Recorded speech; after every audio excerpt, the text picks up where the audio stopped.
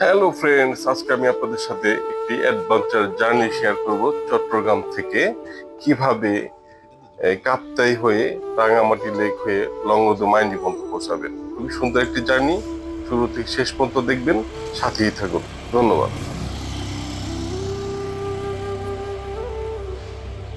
আমরা হোটেল থেকে বের হয়ে সিএনজি করে বাস স্ট্যান্ডে যাচ্ছি, সাথে যে তুষার স্যার আছে, জার্নি পার্টনার। তো আমরা এখন অক্সিজেন যাব। অক্সিজেন হলো বাস স্ট্যান্ড রাঙামাটি যাওয়ার। তো সেখানকার লোকাল বাস হচ্ছে পাহাড়িকা এবং অন্যান্য অনেকগুলো বাস আছে। তো আমরা যেটা পাই সেটাতে যাব, সাথে থাকুন। এই হলো পাহাড়িকা বাস, তো সেটাতে উঠে পড়বো ইনশাল্লাহ। তো আমরা স্টেপ বাই স্টেপ আপনাদের সাথে শেয়ার করব। অক্সিজেন থেকে রাঙামাটি যেতে প্রায় 1 ঘন্টা সময় লাগে। তো আমরা যে বাসে করে এসে এখন ঘাটে পৌঁছে গেলাম, জেটি ঘাটে। তো এখানে এসে আসলে এখানে জেটি ঘাটে লঞ্চ চলে। টাইম একটা 7:30, একটা হলো 10টায়, 11টায়, 12টায় এবং 1:30টায় হলো শেষ লঞ্চ এর দিক থেকে ছেড়ে যায়। ওর দিক থেকেও ঠিক একইভাবে চলে আসে। তো আপনারা যদি আসেন তাহলে ঠিক এই সময়ের মধ্যে চলে আসবেন। আমরা আসলে একটু 15 মিনিট মিস করার কারণে আমাদের 12টার লঞ্চে যেতে হবে। তো যেতে কত সময় লাগে সেটাও আপনাদের সাথে শেয়ার করবো। চলুন আমরা লেকের জার্নি করি। আজকে এই লঞ্চের ভিতরে মানুষ উঠে গেছে।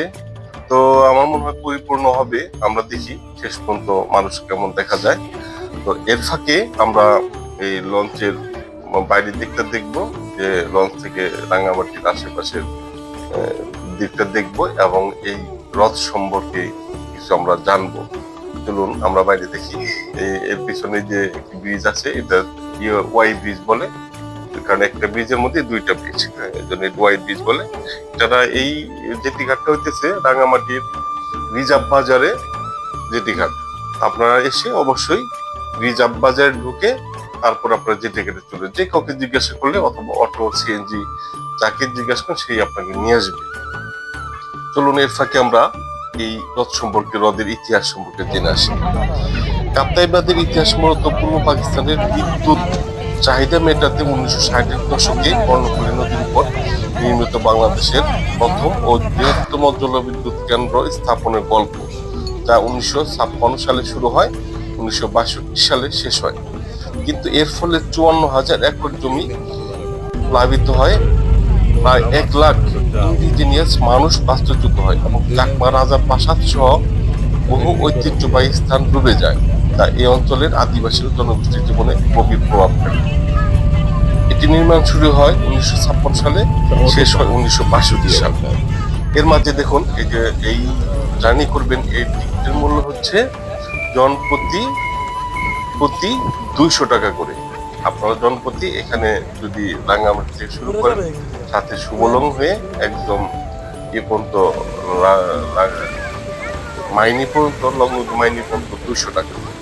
তো যাই হোক, আমরা ইতিহাসে চলে যাই। প্রযুক্তি অর্থায়ন ইন্টারন্যাশনাল ইঞ্জিনিয়ারিং কোম্পানি এবং উতা ইন্টারন্যাশনাল কোম্পানি এটি নির্মাণ করে এবং আমেরিকার অর্থায়নে প্রকল্পটি সম্পন্ন হয়। এটি ছিল বাংলাদেশের বৃহত্তম জলবিদ্যুৎ কেন্দ্র এবং শুরুতে 46 মেগাওয়াট ক্ষমতা নিয়ে শুরু করে, পরবর্তীতে এর ক্ষমতা বাড়িয়ে 230 মেগাওয়াট করা হয়।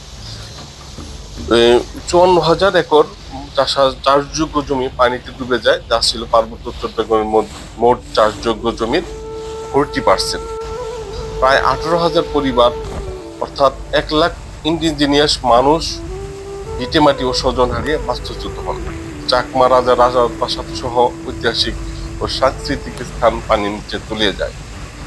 বাঁধের ফলে কর্ণফুলী নদীতে বিশাল কৃত্রিম হ্রদ তৈরি হয়, তা বাংলাদেশের বৃহত্তম হ্রদ। এটি বিদ্যুৎ উৎপাদন ছাড়াও মৎস্য সম্পদ ও বনজ সম্পদ আহরণে গুরুত্বপূর্ণ ভূমিকা রাখে। কাপ্তাই বাঁধের নির্মাণ একদিকে যেমন দেশের বিদ্যুৎ উৎপাদনে একটি বড় মাইল ফলক, তেমনি অন্যদিকে এটি পার্বত্য চট্টগ্রামের জনগণের জীবন গভীর সামাজিক ও অর্থনৈতিক সংকট তৈরি করেছে, যা আজও আলোচিত। আসলে কিছু সৌন্দর্যের পিছনে কিছু কান্না, কিছু কষ্ট জর্জিত থাকে। যেমন আজকে দেখুন, ইতিহাস ঘেটে দেখুন, এই হ্রদটা আজকে আমরা এখানে যারা পর্যটক আসি, পানিতে আসছি।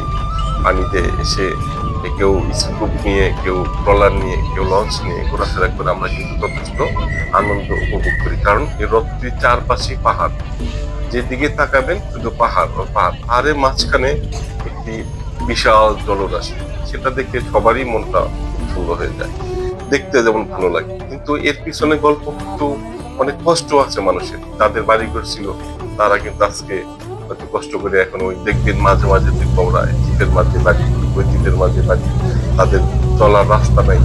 আর ট্রলার ছাড়া বা নৌকা ভবন ছাড়া কিন্তু তাদের কোনো রাস্তা নেই।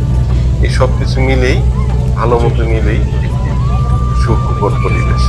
চলুন আমরা সামনের দিকে উপভোগ করি।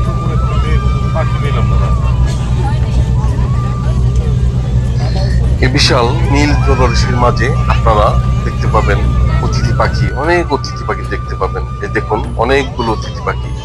এটা একটা একদম চোখ জোড়ানো দৃশ্য। আপনারা না আসলে আসলে এটা উপভোগ করতে পারবেন না।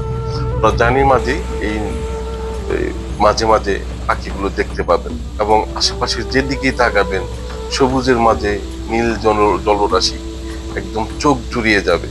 আপনারা ভিজিট করে দেখুন।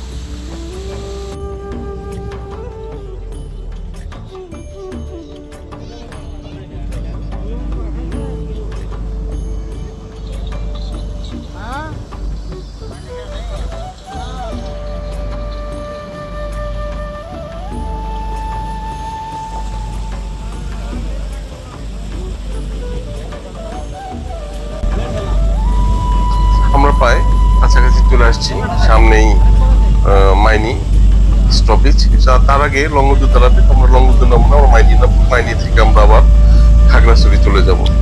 তো দীর্ঘ 4 ঘন্টা জার্নি শেষে এই যে মাইনি এসে পৌঁছালাম। তো এখান থেকে আমরা কিছু কাজ করে, কিছু কাজ আছে শেষ করে আমরা খাগড়াছড়ি চলে যাব। ধন্যবাদ ভিডিওটি দেখার জন্য।